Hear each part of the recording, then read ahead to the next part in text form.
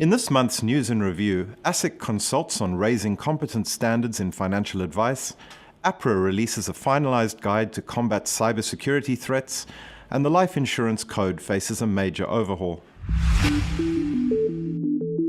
ASIC has begun consulting on updates it's made to competence requirements for advice licensees. The aim is to further strengthen the financial advice industry's education, training, and ethical standards. Designed to strengthen the organisational competence of financial advice licensees by ensuring that advisors are supervised by at least one responsible manager who satisfies the new education and training standards. APRA has released an information paper to help ADIs meet their obligations under the Banking Executive Accountability Regime, or BEAR. BEAR was introduced to hold ADIs and their senior executives to better account.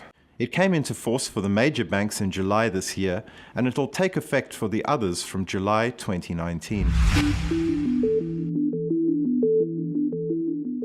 APRA has released the final version of its prudential standard to help combat cybersecurity threats.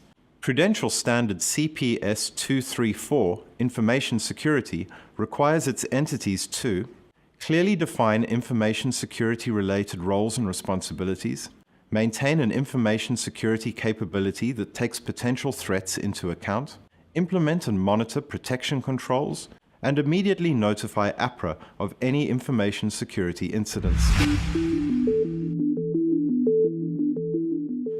The RBA kept the cash rate at 1.5% in November, maintaining the status quo that's been in place since August 2016. The RBA says Australia's economy is performing well. Over the past year, GDP increased by 3.4%, and the unemployment rate declined to 5%, the lowest in 6 years. The forecasts for economic growth in 2018 and 2019 have been revised slightly up, and GDP growth is expected to average 3.5%.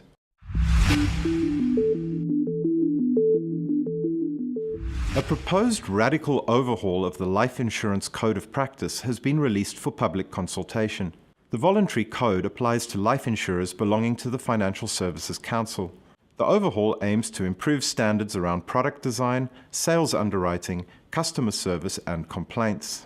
Some of the more than 30 changes include banning precious sales tactics, banning medical disclosure checking without reasonable grounds, and extending those covered by the code to life insurance distributors. KPMG research found that Australia's major banks are adapting to the changing regulatory climate. The Big Four reported a decrease in aggregate cash profits for the 2018 full year. Cash profit after tax from continuing operations were down 5.5% from 2017. KPMG says the result underscored a difficult environment for the major banks. They face slowing revenue growth, rising capital levels, increasing legal and remediation costs, and the challenge of rebuilding trust with customers and stakeholders.